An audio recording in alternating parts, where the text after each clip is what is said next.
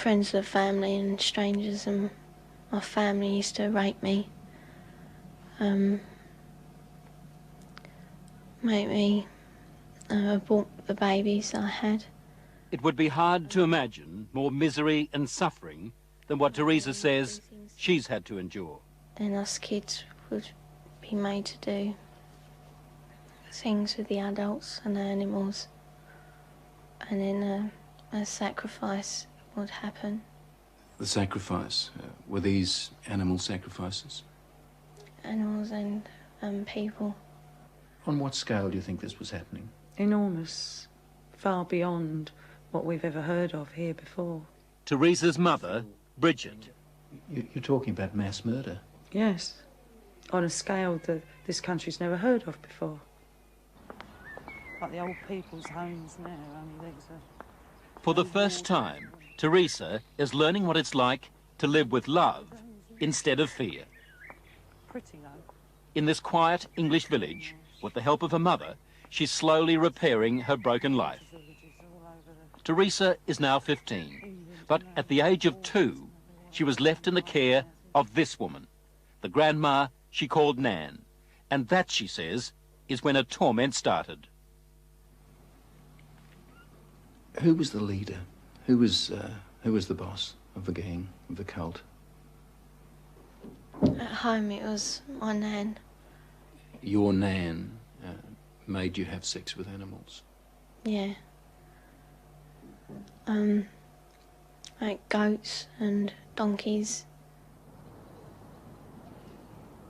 The story of Teresa is a story almost too horrible to recount. A case of child abuse that goes well beyond the kind of things we normally associate with the abuse of children. In 27 years of reporting, it has to be one of the most painful stories I have ever had to tell. How many men or how many people would have sex with you? What, at one time? Yes. About everyone who was there, which must have been about 20. You know, from 10 to 20 people. If it was a big ceremony, it used to be 30. What would your grandma be doing when these men were forcing themselves on you? Usually laughing. Or smiling. Or having sex with another man. Or other men. A chronicle of debauchery and depravity so horrific it's hard to believe. You have to ask yourself, could Teresa be just making it up? No. I know what's true and what's not.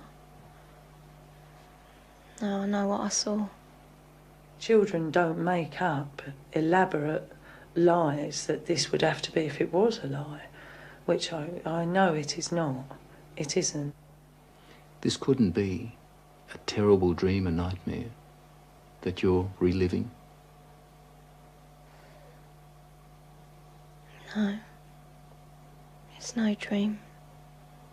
It's a nightmare, but it's not one you can wake up from. It's there all the time. This really happened? You're quite sure of that? Yeah. The police don't think Teresa made up a story. Some of the cult members are to stand trial. 5 men have been charged with rape.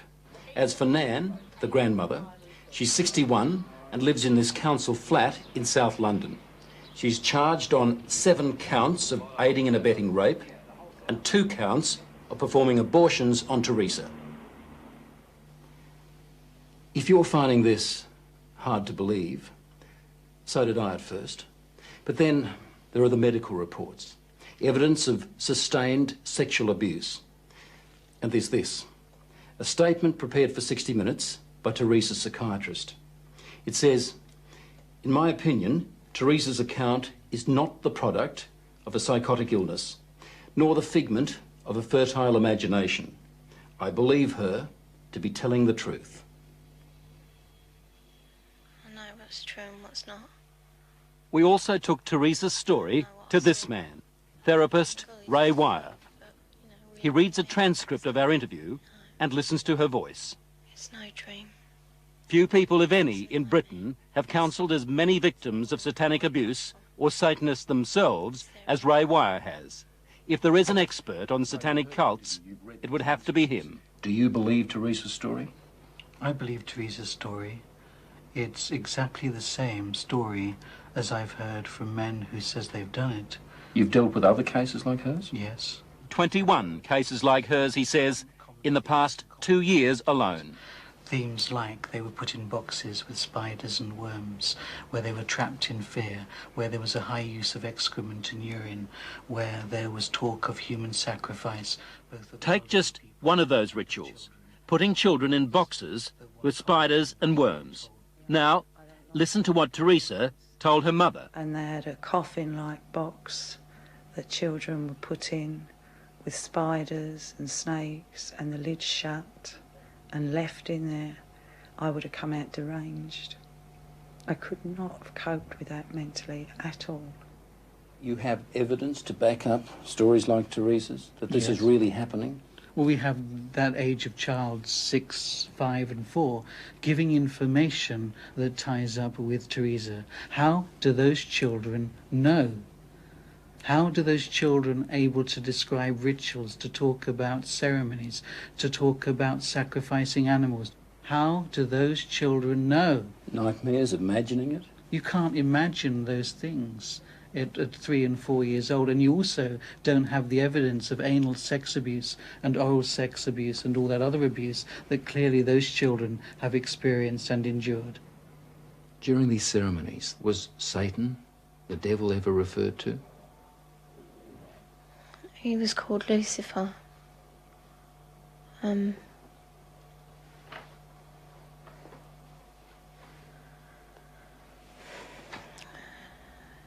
What did they say about the devil, about Lucifer?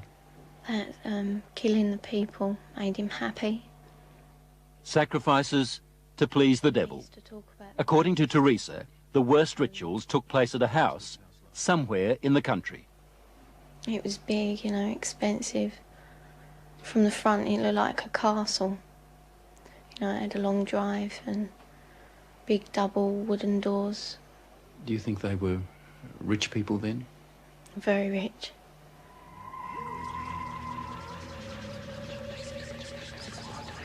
Now, where was this big house somewhere in the country? Teresa says she can't take the police there because the Satanists made sure she'd never know how to find it.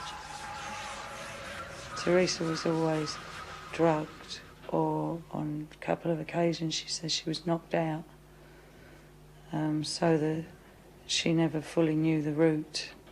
There was a tramp who was brought in once, you know, and he was killed. He was cut from his throat down to his stomach, and they ate him, or bits of him. They killed a man at a ceremony? Yeah. In front of you? Yeah, in front of all of us. Did the tramp, did this man fight back? No, I think he was, you know, drunk or something. He seemed really dopey. He was laughing a lot when he was brought in. And he started screaming when they began to cut. But after a while, you know, he died. I'd seen a few killings before then. Although I wasn't used to it, you know, that was the worst one. I really don't know what I thought. I suppose I thought, thank God it's not me. Let me get this right now. Are you saying that you saw more than one person killed in that house? Yeah. I've seen loads of babies killed there, just newborn babies, or aborted ones which were only small. You know, 4-year-olds. Any age, really. Did they ever say they might kill you? They threatened to kill my little girl, who, when I left, was still at the house. A friend? Huh? What little girl? My little girl, Alex. She's about 4 now. You mean you had a child? Yeah. How old were you when you had that child? 11. Motherhood at the age of 11. I never talked But about it. from what Teresa told her mother, it wasn't the only pregnancy. We think about 7 or 8 times. It's hard to say. It was constantly happening from the time she was capable of being pregnant. What happened to the pregnancies, to the babies? They were aborted by my nan or by one of the doctors at the house. There were doctors there at that house? Yeah, there was 2, I think. Yeah, and a nurse. What would happen to the fetuses, the unborn babies?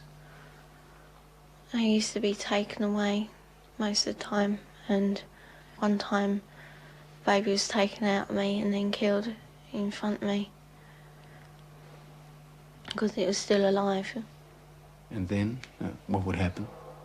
Well, after they killed it, they would eat it.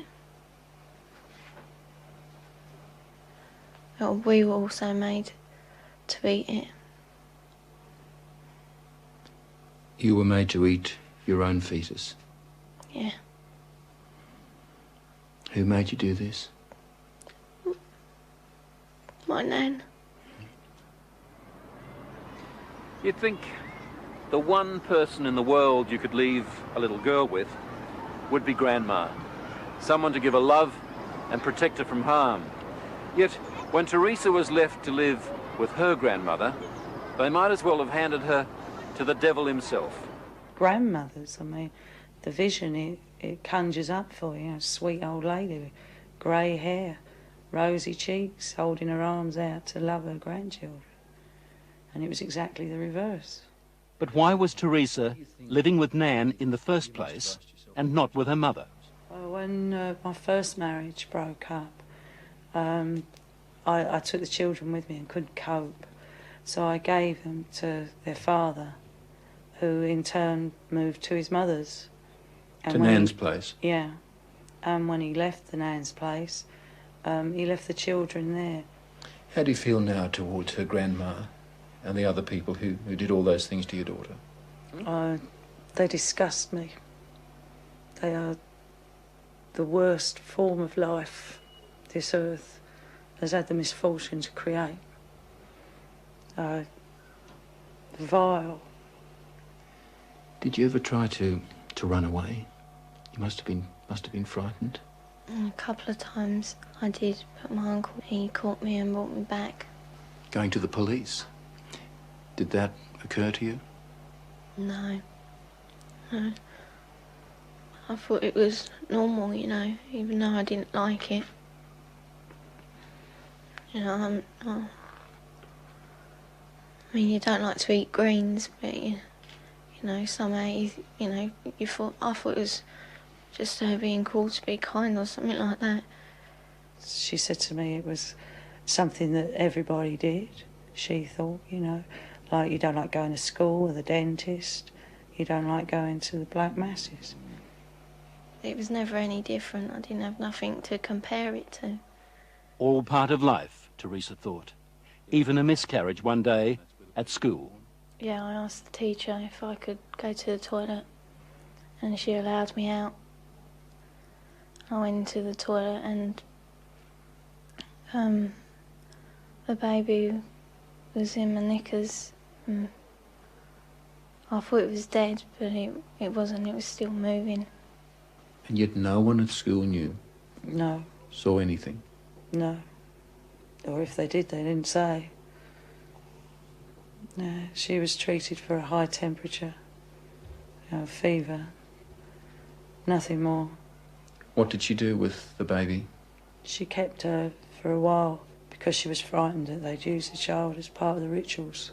So she turned a pencil case into little coffin. Apparently she put roses in to make her smell sweet. Put a letter with her. Pictures of herself and her brother. A picture of me. And then I put it down the chute because I didn't want my nan to get it. As we said earlier, the police have already charged some members of the cult, and we know they're also investigating Teresa's accounts of those ritual killings. If there were as many as she told us, then the Satanists had a problem. How did they get rid of the bodies? They had a tub, you know, pretty big, I don't know. A very big tub, and they used to put the bodies and bones in there. And it used to go like, you know, fizzy and that. And then there was nothing left. Well, there didn't seem to be, but when they cleared it out, there used to be a sludge at the bottom. Teresa's story, her account, doesn't really surprise you. It doesn't surprise me in the light of satanic abuse, no. Do you get frustrated with people who just won't accept that these things do happen? Yes, because I've worked with murderers in prisons for years. Not that long ago, a boy was found in a forest in southern England without a head. We have no doubts that men can do that. And yet when we start talking about men within Satanism who actually believe in evil and it's the right to express evil, we suddenly have a doubt. As I was leaving Teresa's place, she handed me this note. It's addressed to the film crew. She says, "Thanks for bothering to help kids like me. I hope it helps." On the other side, there's a poem Teresa made up while she was staying at Nan's place. She calls it Nothing Left. Nothing left. I would scream, but there is no voice left. I would cry, but there are no tears left. I'd fight, but there is no strength left. That was just part of our investigation of Satanism in Britain. We're also gathering evidence about the activities of such cults here in Australia.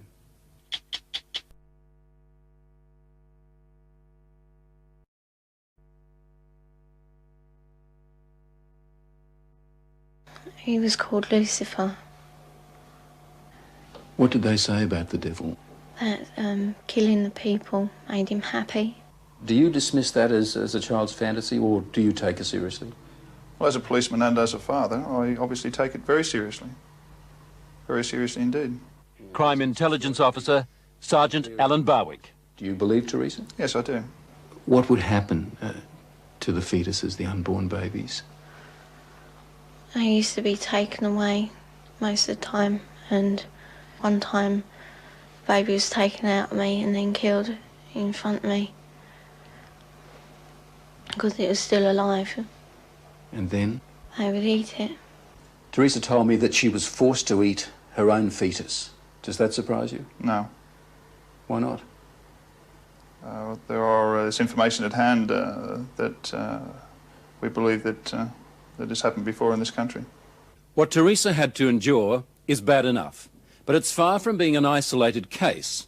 We found strong evidence that scores of children in Britain are victims of these satanic rituals. But what is the attraction of these cults, and how are people lured into them?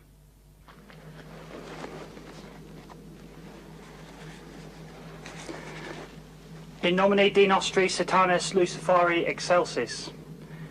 In the name of Satan, the ruler of the earth, the king of the world, I command the forces of darkness to bestow their infernal power upon me. David Austin is rare among Satanists. He will actually talk about some of their ceremonies. He denies taking part in child abuse himself, but he's sure some others do. There are people that are using the occult, are claiming to be Satanists, and that they are abusing children. We know it. No sex with children in his cult, says David Austin. But he confirms that sex is a part of some of their ceremonies. Some of our rites are sexually orientated, and again, we have to take into the fact that we do take, in some rites, a bisexual approach to some of our actions. I also witnessed a 9-day-old baby being slaughtered for human sacrifice. Audrey Harper. She spent 5 years in a satanic cult before she escaped. Why did they kill that baby? Why sacrifice a child? Satan likes pure sacrifice, and human sacrifice is better than animal sacrifice, so they are pleasing the master.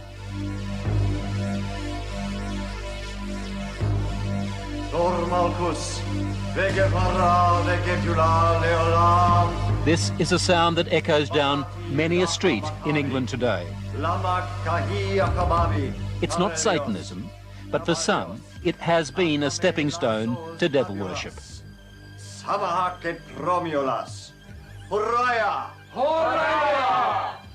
Witchcraft, the so-called harmless end of the occult. Nigel Bourne is the high priest, and Zeldy Bate, the high priestess. They play out their pagan rituals in gatherings they call covens. O thou circle, be thou a meeting place of love and joy and truth, a rampart of protection for all those who stand herein. Wherefore I do bless thee, and I do consecrate thee, in the most holy and potent names. You're a witch. I am. Zeldy and Nigel worship nature and the changing of the seasons. Now is the moment of the spring equinox, when day and night are equal. Nothing to do, they say, with Satan. It's a common belief that witches worship Satan, but we can't worship Satan because we don't even acknowledge his existence. Is witchcraft harmless? No. But then no religion is harmless. You're saying it can be harmful? Yes, can be dangerous? Of course it can. Anything that is taken to extremes can be dangerous. We as a coven were looking for more, really, more kicks. David Stillwell. He started off in witchcraft. He finished up in something very different. Collectively as a group, we decided to explore Satanism. Now, you were looking for more kicks. What did you end up doing? Animal sacrifice. Sacrificing animals, birds and rabbits and pigeons, doves, things like that. O thou incense, be thou a fit and sweet-smelling Getting bored sacrifice, with rituals like bringing this sweet odours turned unto the David nostrils Stillwell of and his the coven gods, away from worshipping Mother Nature to worshipping the devil. He was heading towards the kind of depravity that we heard Teresa describe. Could you look up ahead and think to yourself, well, the next sacrifice might be a child? Yeah, it's always something that's at the back of your mind. While I was in this coven, we met people of other covens that purported to have taken part in child sacrifice. They used to burn witches in this country, and there are moves afoot in the British Parliament to have the worst forms of witchcraft outlawed again, especially the Satanists. But that's not so easily done. Witchcraft is just another religion here, and banning it opens the whole question of freedom of religion. Meanwhile, the signs are that Satanism is spreading its evil at an alarming rate. We've got to be aware of it. We don't know how big it is, but we've got to take it seriously. Ray Wire, the therapist we took Teresa's story to. Her case is bad enough, he says, but in sheer numbers, not the worst. The father had 10 children. He ritually, sexually abused them in every way possible. Those 10 children were eventually taken into care. Those 10 children became adults, and between them they had 23 children. Subsequently, the grandfather, those 10 adults and now the 23 children were all involved in ritual abuse, and grandfather and those 10 adults sexually abused those children in every way possible in a satanic way. I wanted, I suppose, a bit of excitement, something slightly different, something that gave me an experience. Despite the harm suffered by children like Teresa, David Austin still defends Satanism. I don't call it dangerous. I don't say it's dangerous. Yes, it's like anything else. If you've got nitroglycerine in a hot kitchen, it's dangerous. If you start playing football with it, it's dangerous. As the Athame is to the male, so the cup is to the female. To Nigel and Zeldy, this is a sacred ritual, a fertility rite. Forth the blessing. Most witches agree sex is an important part of their craft, but say it's only symbolic. Blessed be. Satanists also use sex in their rituals, but it goes far beyond symbolism. Take Audrey Harper's experience. The warlock, the master, just raped me. He's the high priest of the coven. Married to the devil, is that what it meant? That type of thing. Yes, only, you know, there's no ceremony. But the act of unity completes my initiation ceremony. I now belong mind, body and soul to Satan. Married to the devil. A consistent pattern, it seems. Audrey when she was 22, Teresa when she was a little girl. They used to marry the kids to Lucifer.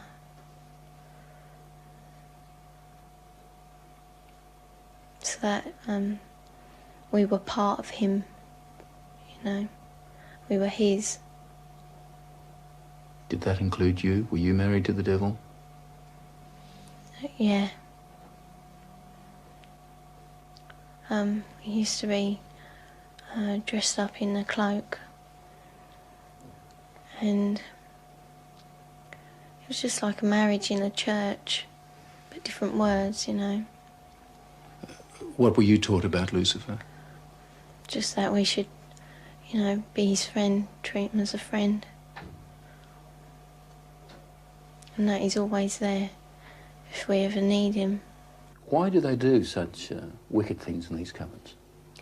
Because they're pleasing Satan. The lower you become, the more vile you become, the more pleased Satan is with you, and therefore the more power you'll get when you die. And they believe this? They believe it. They absolutely believe it. Is this just an English disease, or should we be worried in Australia about activity such as this? I think you must be worried in every country, including yours, and without a shadow of a doubt you'll have groups in Australia who are doing similar things. It's almost certain that there are black covens in Australia and that there is child sacrifice going on in Australia. Do you think there are satanic cults operating in Australia? Yes, I think it'd be very naive of us to deny that. Our crime intelligence officer again, Sergeant Alan Barwick. Teresa talks of ritualistic sacrifices. Have you come across anything like this in your investigations? Yes, we have.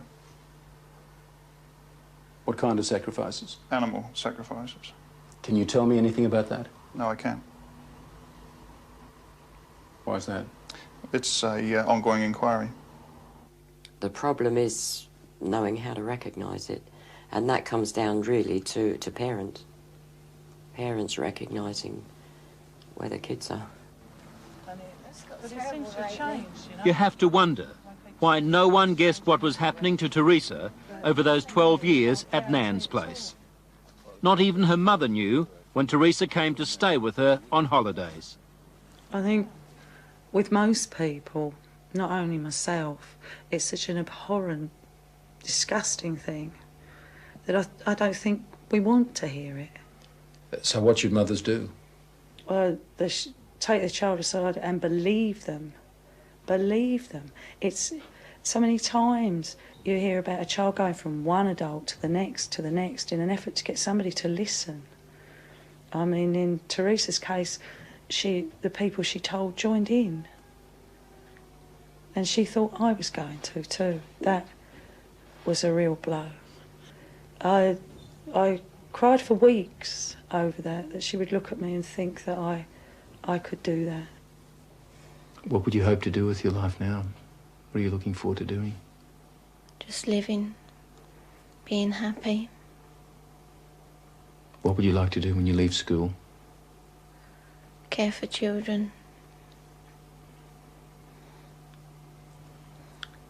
Handicapped ones, you know, or abused children like me, maybe. Now, Australian police want your help to compile information on satanic cults, especially cases where children are being abused. Any sort of information at all. Anybody that has some suspicions about a cult working in their particular area, or they know of people who are involved. If there was someone watching this program who is involved in a satanic cult and wants to get out, what would you say to that person? Well, come forward. There are many welfare groups around that can assist, and certainly we can point those people in the right direction and certainly offer them protection if it's necessary. In New South Wales, the police hotline number is 02 20966. That's 20966. In other states, you should contact police headquarters in your capital city.